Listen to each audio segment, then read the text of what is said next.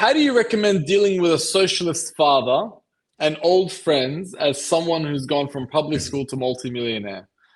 Have you had have you had people who've left? Have you had people who felt like money changed you? I hope the clippers are ready to clip this one up.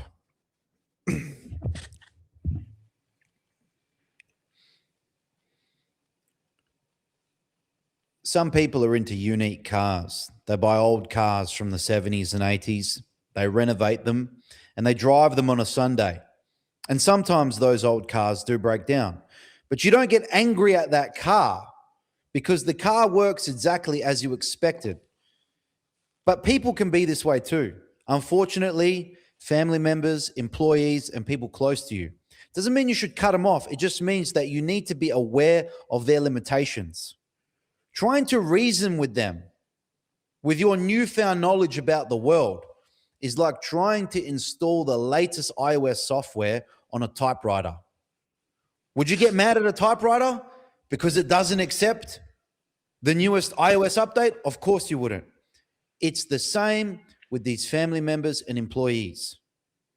You need to get on their level. Treat them how I treat my puppy. My puppy can't speak English, but I don't scream at my puppy and say, "You fucking idiot. English is how you communicate." He just looks at me with his puppy dog eyes and I say, "Don't worry, little fella. Here's a snack." And if you truly care about your parents and your loved ones, you make all the money. You are not a half-wit, and you need to treat them for what they are and understand that they have limitations. Otherwise, you are going to fall out with your family, and you don't want that. When they die, because they will, because they're older than you, you are going to regret those arguments. I regret arguments with family members. I regret arguments with some friends I don't have anymore. And I just wish I took a moment to accept people's limitations. Yes, you are superior in your thinking, but you don't need to prove it. You don't need to rub it in their face.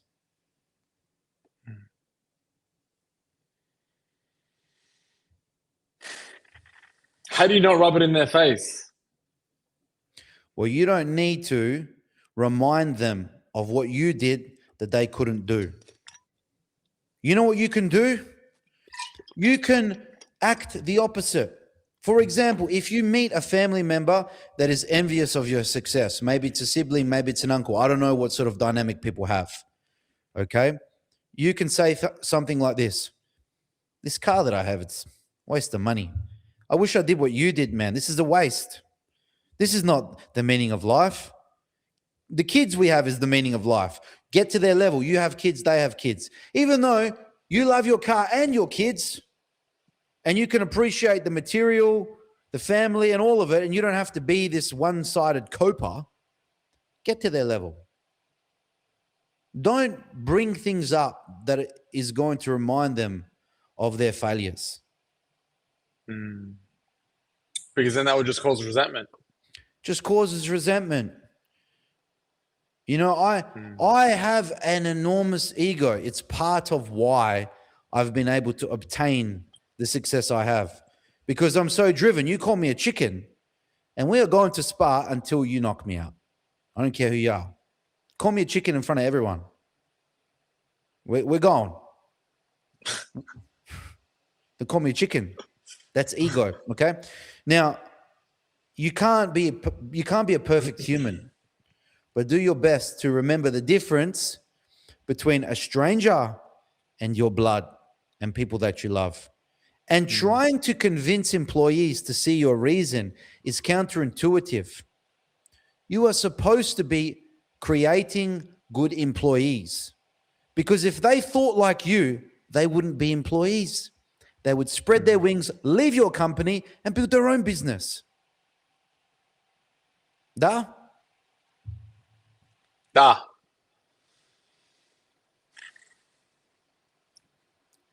I mean, it's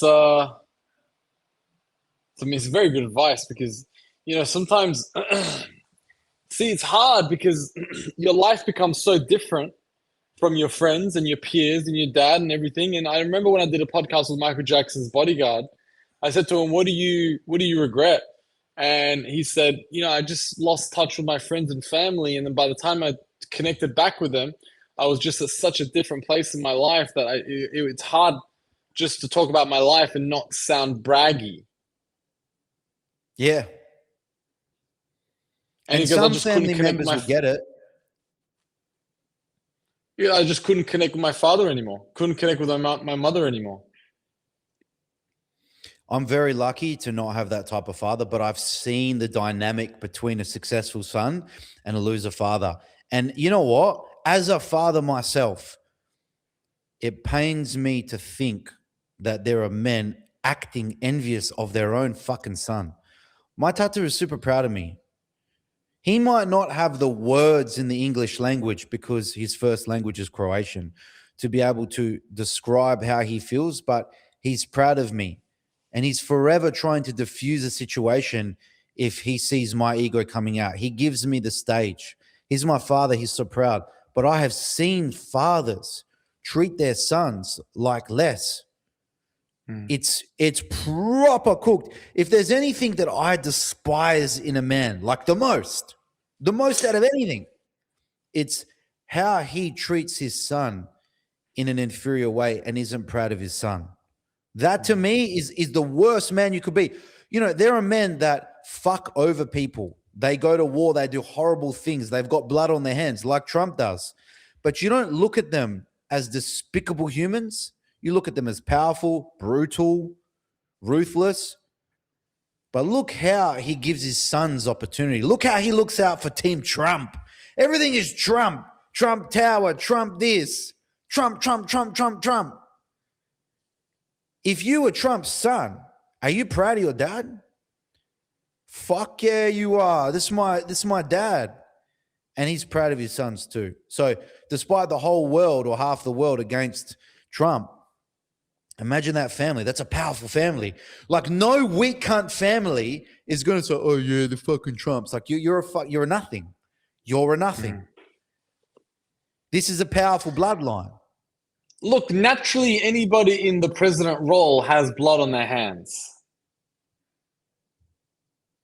You can't do anything. You can't do anything. Like sometimes you got to have blood on your hands to prevent more bloodshed. You do. You absolutely do. I'll tie that into, I see a question here. It must be Dan's Balkan blood that he still ties his ego to masculinity fighting. Bro, you have to understand the nuance.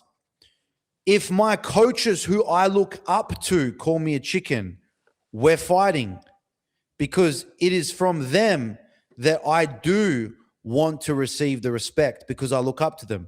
If a fucking nobody calls me a chicken, which happens on a daily basis, I ignore them. I don't register their existence.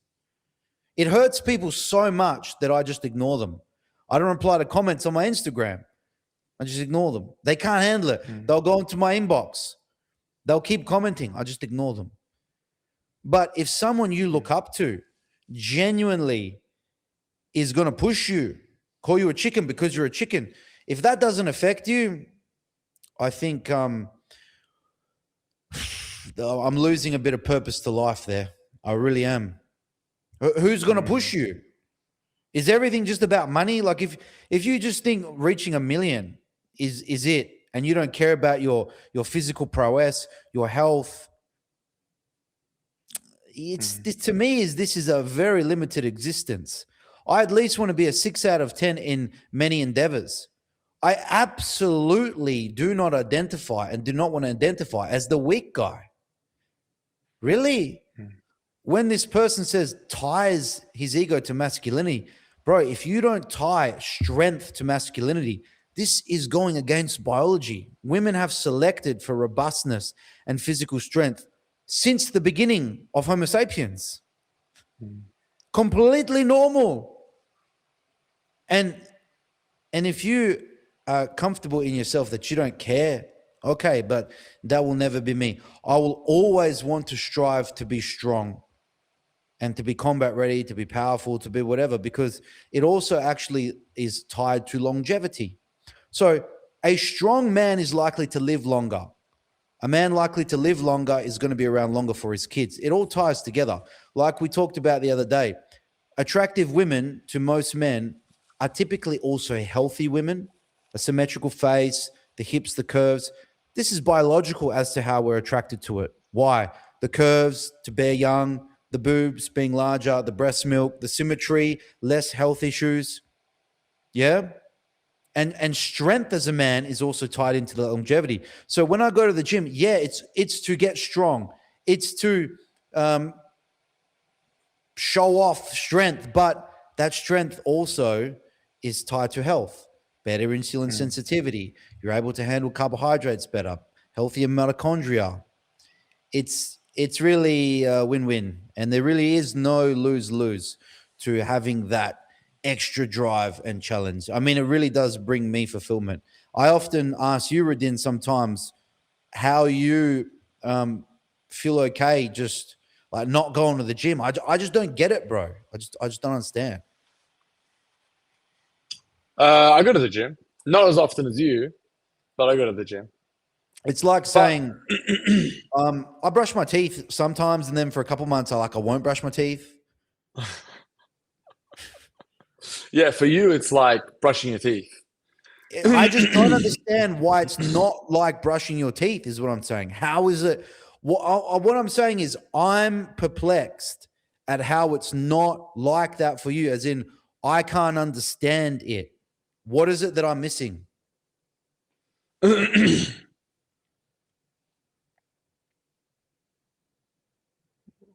To be honest with you, like for me, it's just busyness.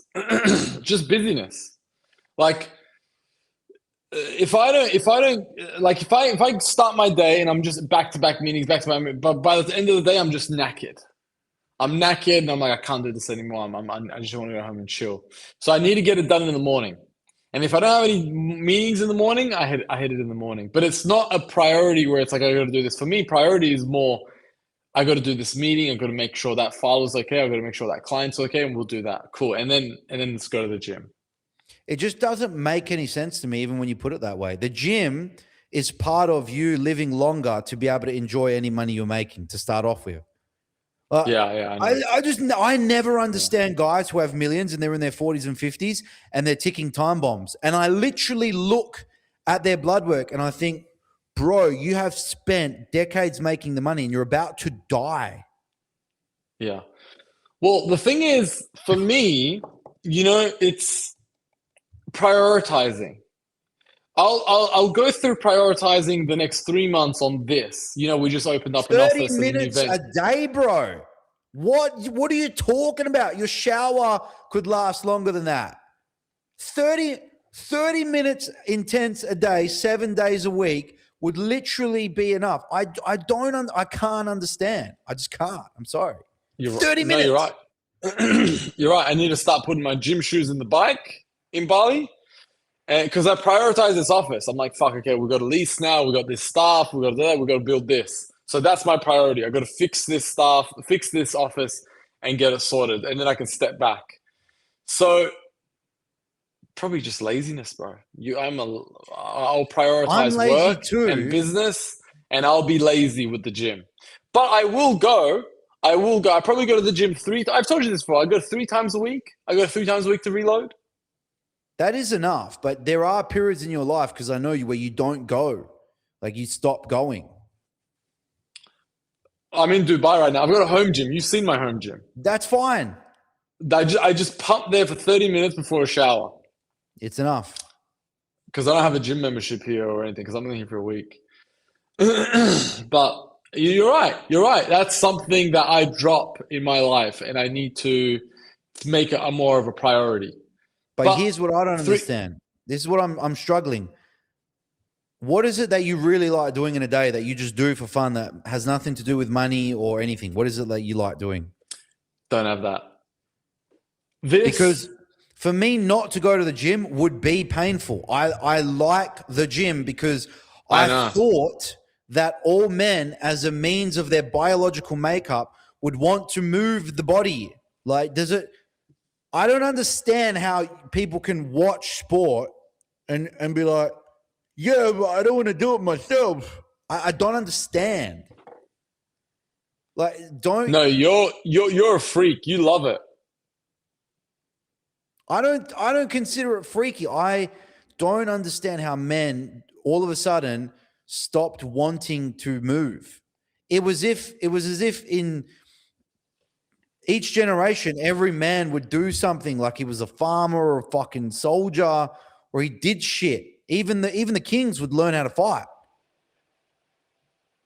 And there were a lot of king's sons or emperor's sons that could have done nothing, but they wanted to fight because it was just interesting. It was interesting. Yeah, well, I mean, back then it was gladiators and that. Yeah, that's what they do. Anyway, I don't know. I'm probably going to go train right after this. I went for a run yesterday. If you can just give me 30 minutes a day, it's plenty, but every day. The air quality is terrible. I went for a run yesterday, and I was bad. I started getting sleepy.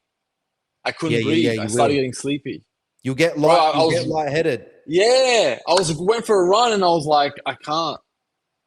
Dubai has psyoped that so well. It's like they've done it. This narrative is just not. It's like there's only Daniel Pekic, and then everyone else in Dubai is like just air. Yeah. Well, no one thinks about it. Yeah, I know. It's like I don't understand. That's another thing I don't understand. I don't understand how people don't think that breathing fresh air is a prerequisite to life and enjoying life. I don't understand. As in, even if you knew nothing about the science behind AQI, how do you not go out in Dubai and not feel it and smell it? And I don't understand, bro, what people don't get about what I say. Am I actually crazy? No, I mean, bro, you've always been on top of it. You've always been like your happy place is boxing. Even then, I'm not healthy. I'm not a good boxer. I'm not even in the top 5-10%. I consider myself just flatline norm. Yeah. Bro, from beginning of time, since we were 18, you loved the gym. Yeah, but you loved it. It's like saying you're a man, you fucking like money, and like fucking do bears shit in the woods. You love Do you like the gym? Is the sky But see, blue? I've always loved chasing the ball. I've always loved chasing the basketball. You can't chase a basketball without weights, though. That's the thing, because the weights are helping you with the strength, with the mobility to be able to chase the ball. Yeah, well, luckily I've been able to do that. Luckily, I've got the You've been strength. young.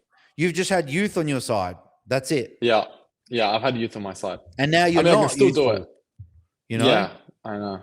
You're on the transition. We are peaking, and it's about to drop off a cliff. Yeah, quickly. I know. Fuck. Bro, you should see the line. It's like you're a toddler, nothing, and then from about 13, you just skyrocket until 25. Some people peak at 30, and then you flatline, and then after anywhere between 35 to 40, it just goes boom. Wow.